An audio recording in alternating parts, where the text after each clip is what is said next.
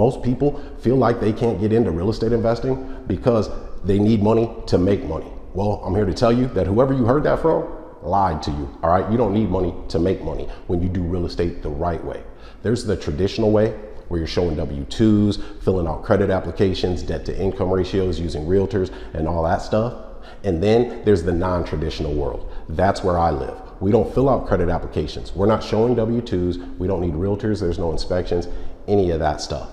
So I'm gonna actually show you, because I can show you better than I can tell you. This is a house that I got by becoming the bank. So watch the rest of this video to see my wholesale and hold method, all right? So wholesale and hold. Hey, hit that like button. And if you feel like I bring you some value, consider subscribing. So it starts with the 4 P's of investing, all right? Listen to me. People go about it the wrong way. First off, you're looking for houses that are for sale. When I bought this house, guys, it wasn't for sale yet. This was not listed with a realtor. This was an off-market, no competition lead. So you've got to stop looking for houses that are for sale too. So not only did I not try to buy this married couple's house when I talked to them initially, but I also wasn't looking for houses that were for sale. All right, so this is the 4 P's. This is how I got this property.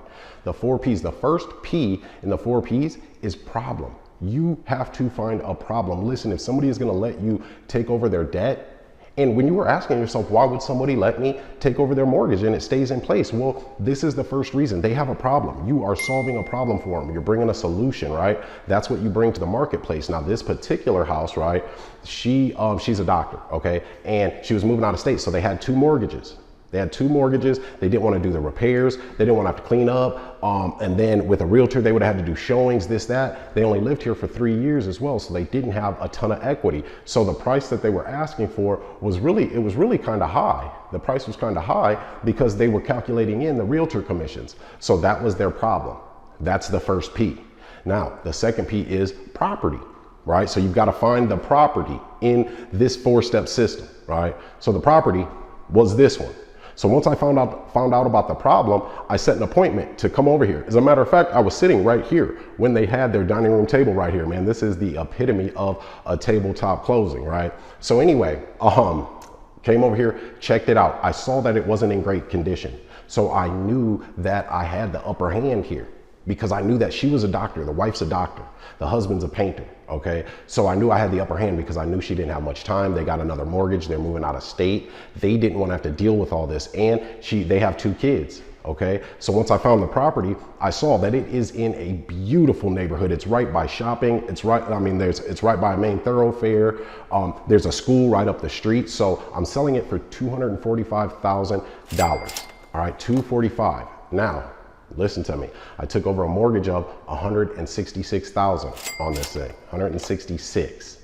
We gave her $20,000 of her equity when we took possession of it. That didn't come out of my own pocket. All right, my partner paid that. I partnered with somebody to do all this work because I don't do fix and flips. I don't do fix and flips. I do fix and holds, right? So my philosophy is 50% of something is better than 100% of nothing, right? So I split the deal with him. He had to bring the money, the $20,000, and then do the work and supervise the work. So I did the transaction, the acquisition. So I used this, my problem solving abilities, and then I solved a problem for him. So think about it. I solved a problem for the seller. I solved a problem for my buyer. So that second P is property. Now, the third P is person. Who is the person or people that can sell you this property, who can convey it to you? That's what it's called, convey, right? So anyway, the person, the people, were the married couple. I met with the doctor. Now, this is the thing.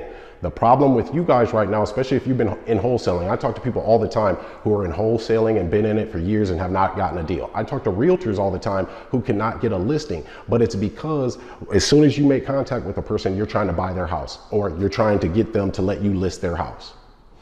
You're going about it all wrong. Stop trying to buy their house and stop trying to list it, okay? What you've got to do, yes, listen to me. You've got to talk to them. You've got to ask some questions. So you've got to gain credibility with them, and we find out what their true problem is. And you can only do that by asking them questions. Forget about the numbers. You can analyze the deal before you get over there. You can run the comps. before you get there. You should run the comps before you get there. You've got to have knowledge. You got to sound like you know what you're talking about and you know what you're doing. If you want to be able to buy houses by becoming the bank and no credit checks and not needing a lump sum of money out of your own pocket, you should have analyzed that property before you came. There's no question about that. So you know the numbers. That way you can talk intelligently. Okay? Think about it. Think about that. Now, if you don't know how to do any of this stuff, that's okay too. Because if you're new to investing, this is the perfect strategy for you because you're going to learn investing, real estate investing the right way, right? If you're an experienced real estate investor, this will help you to scale your real estate investing business. So it's the best of both worlds. Becoming the bank, guys. Big banks, little houses. All right, so do you guys see what I'm saying by you're not able to buy houses because you're trying to buy houses? Do you see what I'm talking about? And if you're asking yourself, why would somebody let me take over their mortgage? Well, this is why, because we're problem solvers. I bought this house as is. They didn't have to do any repairs. They could take what they want and leave what they didn't want. Also, I was taking over that existing mortgage. Now, I got down to what the root of the problem was. They borrowed $20,000 for their closing costs on their new place and to move. They didn't want to have to start paying interest on it. Boom, 20 it was, right? And then take over the existing mortgage.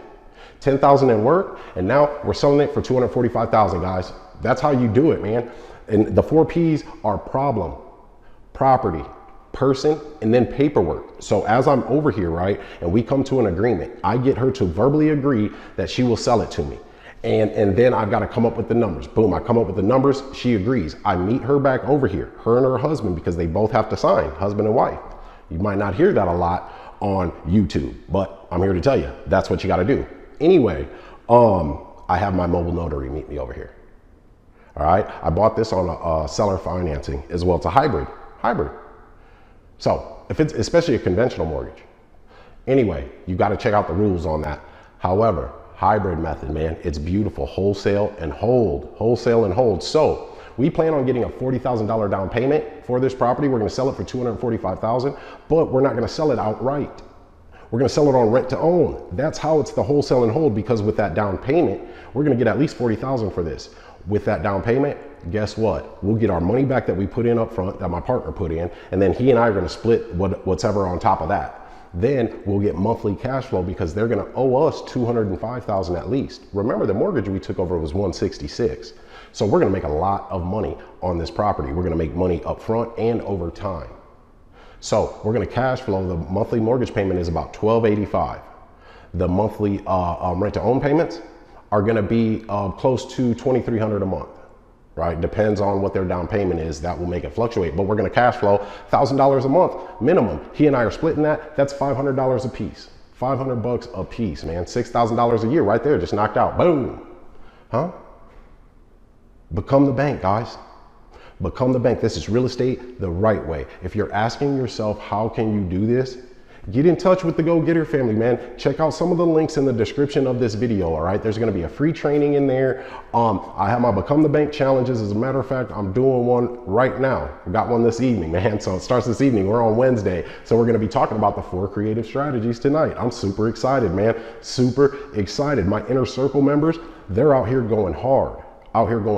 But with us, I've got the GoGetter family financial trinity, my 3 systems, 3 months of learning and then implementation, and 3 houses every 3 months, $1 million in the first year.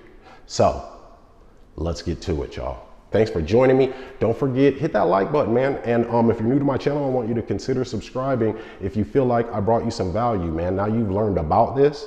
The next thing is to learn how to do it. All right. So I got to get up out of here, man. I got many things to do. We're selling this property right now. So I got a lot to do. Anyway, till next time, let's get to it, y'all.